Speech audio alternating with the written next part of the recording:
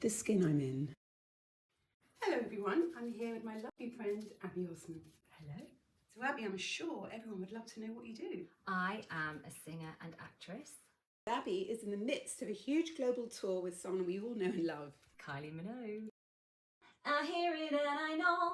Abbie, who else have you done backing vocals for? I know that you've done Tom Jones and Robbie, Yeah. Ellie Goulding, lovely Will Young, people like Cliff Richard, Crazy Royal Blood. A real mixture. Yeah. Tell me about how it all started. How did you become a singer? Better than ever, you know. I grew up surrounded by music. My mum's a music teacher. Dad should have been on the stage. Why do you say that? He loves the old musicals. Well, I definitely get my love of musicals. And he has got a lovely voice, but he was bullied when he tried to go to choir.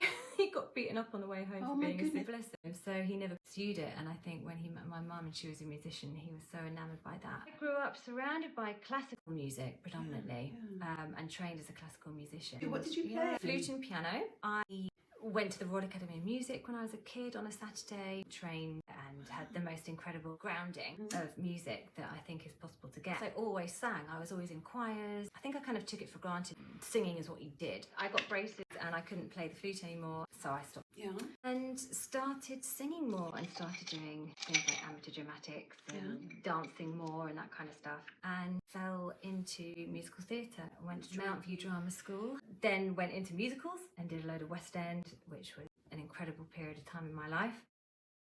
I've always been really interested in harmony and being in choirs, just being surrounded by sound. I've just found incredibly healing my whole life. I've always wanted to try backing vocals. Ba-dum, ba-dum. And a friend of my flatmate at the time came home and said that Mike and the Mechanics were going on tour and they were looking for girls to audition to do backing vocals. She had been asked, but she didn't want to do it. And she said, but my flatmate might want to. I was really excited to audition and got the gig. And that was that. How old were you? 24. I was such a baby. Mike and the Mechanics were opening up for Phil Collins on his massive, huge world tour. And we were just doing part of it. Bit of Lisa Eldridge. Ooh, lovely. We were opening up for that. So it was just like a masterclass, a massive learning curve. I think my first ever backing vocal gig was in front of about 70,000 people somewhere in Germany. Huge. And tell me about performing anxiety. Tell me about nerves, stage fright. I don't get it. Really? Especially doing backing vocals. Because you're behind somebody else. So even when you did your first gig... I was fine. I wasn't nervous, I was excited. Because it's not about you, it's really freeing. So you can just go on and just be good. You don't have to worry about all that anxiety. Whereas if I'm in theatre, I would get nervous and I'd have to deal with that. The only trick that I would ever have is to try and turn those nerves into excitement. Try and fool your brain that you're feeling excited, not nervous. The only time nerves get the better of me is in an audition. I can completely understand. It's terrifying. And it gets worse as you get older. You don't get better at it. There are many similarities with our jobs. Yes. The idea that you don't get stage fright because you're behind someone else is similar. Absolutely. It's like wearing a mask. That's right. I remember being at drama school doing classes that was actual mask work. Mask work was making a mask out of papier-mâché or something. I can't remember how we did it. And then we all had to stand in front of the mirror with our masks on and create characters, which sounds crazy. But actually what we discovered is it was so freeing because our bodies moved in a different way. We were braver, much more creative. All the fear out of creation just completely disappeared. Because you've gotten rid of the ego. Yeah, obviously we took it very seriously. We were all at drama school. We were very young, exactly, bunch of lovies. But I feel very similar when I'm doing backing vocals without that spotlight. And you and I both have that desire to be centre stage and have attention and express ourselves. At the same time, we're behind. I think a lot of people find themselves in that space. Yeah, definitely. It's interesting, isn't it? It is funny because I do things in my own right, as in orchestral concerts, if I'm doing theatre, if I'm doing session work, that's as all about me as it gets. I do really, really enjoy that. And I suppose I do get a bit nervous doing those things. No, that's interesting. Sometimes. Do you feel more exposed? Yeah. Over the years, I've just kind of discovered what I am good at in my own right. Yeah. And what I'm not good at. Because early days, you say yes to everything, every job, everything that you get offered, and you just think, I can do it. Yeah, well, you don't know when you're young. You're still experimenting with who you are, right? Yeah, you black. I think as you get older, you understand your restrictions a little bit more. You know who you are. Yeah. And you know who you are and you like being it, right? Yeah, exactly. I really enjoy doing the things that are for me. Yeah. I feel probably my most free when I'm doing backing vocals. That sounds a really awful thing to admit. No, it doesn't. But I do. totally understand. I completely get it. I think it's no pressure. You are there for them, you're singing for them, you're backing them in more ways than one. It's a different kind of concentration. Often I'm using a different voice. You know, you're not being you. Never too late, we still got time. So I'm using this that I stole from you. This was me in Melbourne, diving into Sephora because I'd run out of... Oh my God. That's good. This beautiful bronzer that my really good friend Kay Montano gave me ages ago is a really good bronzer, not too orange, not too olive. You have to fight me for it. How have things changed for you in the last, say, 5 years? We had Brexit, COVID, and then I had a baby. Quite a lot. And obviously a late baby, and we didn't think... Not obviously, actually. Was your baby planned? Yeah, 10 years earlier, but never happened. So baby that I thought was never going to happen appeared right at the end of COVID. Now here we are with a 3-year-old trying to navigate work and being a mum. So that's a massive change for me. Do you think you got pregnant because you stopped? Yeah, 100%. I was completely burnt out. Lucky for me, I've been working, and that was great. But I was also finding myself in situations like being on stage at Wembley Stadium and being miserable. It was nothing to do with anything other than the fact that I was just exhausted and tired and drained. I had realised that even though I was doing everything I wanted to be doing, I actually wasn't really living my own life, I was living someone else's.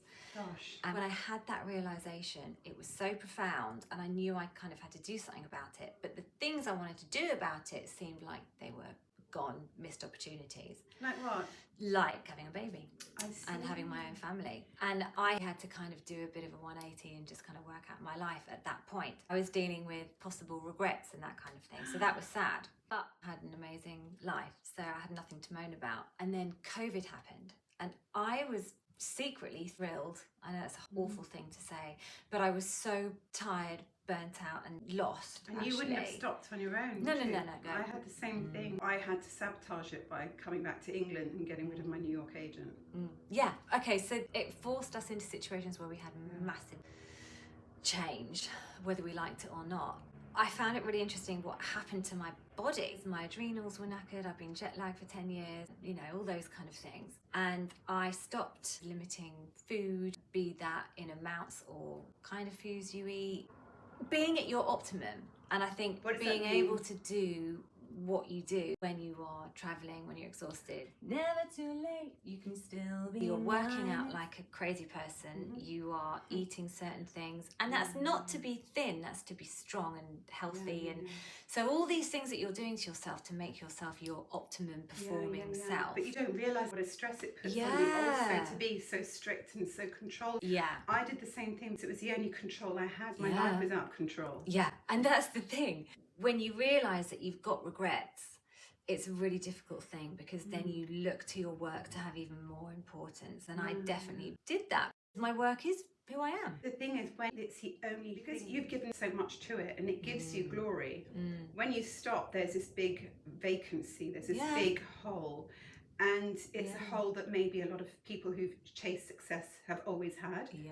But it's sometimes the best thing to realise that actually the success, it's a carrot and donkey syndrome. You know, 100%. You're never actually going to get to the end of it. It's never gonna. It's never going to be enough. I really was thinking, when is it going to be enough, Abbie? For God's sake, just you are so lucky, because I'm so lucky. And it's not that you want more, though, is it? It's not that you want more. It's just that you want what's important. You want a sense of calm and achievement in the right way, a sense of anything that makes you feel like you're fine. You've somehow achieved something of legitimate importance. That was kind of where I was. And then so COVID happened, stopped everything, sat down, renovated a house, just spent some time not thinking about anything other than that. my body just recovered, I think, and then fell pregnant completely unexpectedly, which obviously turned my world completely upside down. And you were age what? 42 when I had him. Right. It was major, and I had postnatal depression, and it was Did you, Abbie? I didn't really know that. awful. Yeah, I did not bad. know that. But you don't realise you have it. I think that's the key, and why it's important to talk about it is because you don't realise, you always think everything is normal because you're in your head. Yeah. And it's only when you're on the flip side of it and you think, wow, yeah, I don't think I was okay. And the struggle that so many women go through. The lack of sleep alone. I wonder how much of the postnatal depression is just the sheer lack of sleep. Of course, your hormones are going to need re-regulating. Yeah, your hormones are all over the place. Yeah. You're exhausted, you haven't slept. I mean, I think I got to the 2-year mark and I hadn't slept for more than an hour and a half in a row. I mean, it was just horrific. So that is a genuine thing, and it is torture. But the postnatal depression is different. It's the thoughts you're having, it's the feelings, it's the other stuff that no human should ever be thinking or feeling. And you feel like you're going nuts. And it's really tough, because when you do realise how lucky you are, this is something I've wanted for ages, didn't think I could, I was given it and was finding it hard. That's moved on, and now I'm really the luckiest person in the whole world because I have this beautiful child who I love being a mother for. I'm obsessed, I cannot get enough. And now I get to do my job as well. It's amazing. Which is just beyond incredible. But now I have it all, I have to juggle it. And that's what's interesting, because that puts a whole other level of pressure on your work and life. So now, yeah, women can have it all.